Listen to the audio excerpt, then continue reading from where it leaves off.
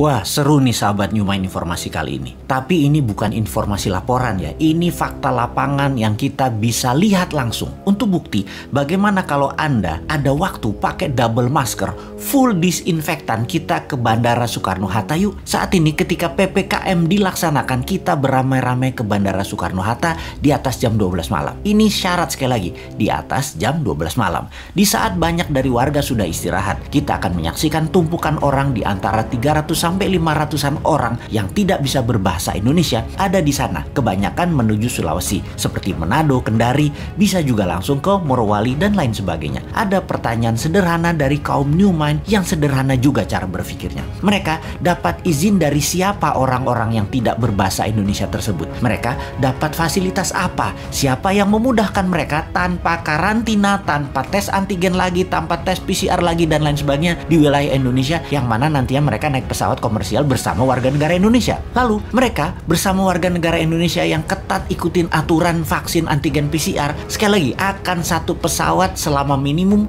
2 jam ke depannya. Oke, maaf, mungkin pertanyaannya terlalu panjang. Kita sederhanakan. Wahai Pak Pejabat yang terhormat, agar lebih sederhana dan mudah difahami, kami yakin Anda sangat sibuk urus pekerjaan Anda sehingga kami harus berbahasa sederhana. Sesederhana kalian pejabat berpikir untuk kepentingan jabatan. Kami mau bertanya, mengapa ada banyak orang di masa pembatasan PPKM, orang ini orang asing, tempat berasalnya virus yang tanpa karantina, sebagaimana layaknya negeri lain melindungi bangsanya dan negaranya dari virus import ini, langsung dari Tiongkok, langsung transit dan menuju Manado. Kok bisa langsung transit dan menuju Manado, Morowali, Kendari, tidak di antigen lagi, tidak di PCR sekali lagi untuk dicek, atau bahkan dikarantina dengan tanggungan biaya mereka masing-masing sendiri, atau bohirnya deh, atau yang mengizinkan yang membiayai. Lupa, yang mengizinkan kan pejabat yang berkuasa. Kalau dia yang membiayai pakai uang APBN, wah salah nih. Jangan yang kasih izin yang membiayai. Yang membiayai adalah mereka yang memberikan pekerjaan. Kita minta biaya dari perusahaan yang kasih pekerjaan ke mereka yang tidak bisa berbahasa Indonesia tersebut.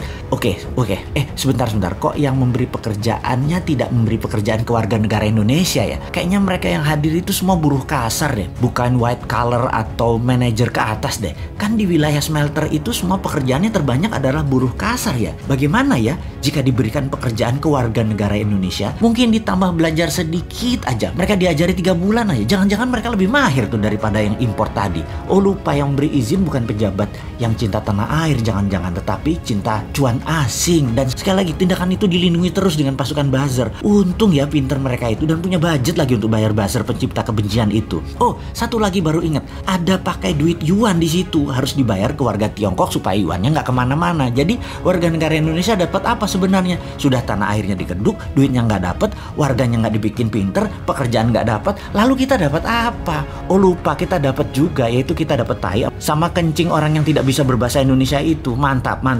Kan bukan tanah air mereka, ngapain kasih cuan, kasih tai aja pantasnya. Selamat, sekali lagi selamat aja. Hanya mengingatkan kalian itu menjabat karena dipercaya dan masih panjang 3 tahun lagi. Monggo silahkan berbuat semau kalian. Tapi ngomong-ngomong hal begini, kita ini curhatnya harusnya kemana ya? Ini laporan ini ke siapa ya? Tempat kita bertanya dan ada jawaban yang benar, bukan jawaban narasi buzzer yang kita dapat. Atau bagaimana kalau kita tanya aja kepada mereka calon presiden 2024 yang berjajar panjang, mereka bisa nggak berbuat sesuatu atau setidaknya menunjukkan kapasitas mereka calon pemimpin 2024? Lupa, semuanya bagian dari pejabat pemerintah pusat dan daerah yang menyetujui dan mendukung tenaga kerja asing. Ya, jadi kemana dong? Masa ke Bosman lagi? Bosman kan wong bodong, aku pinter.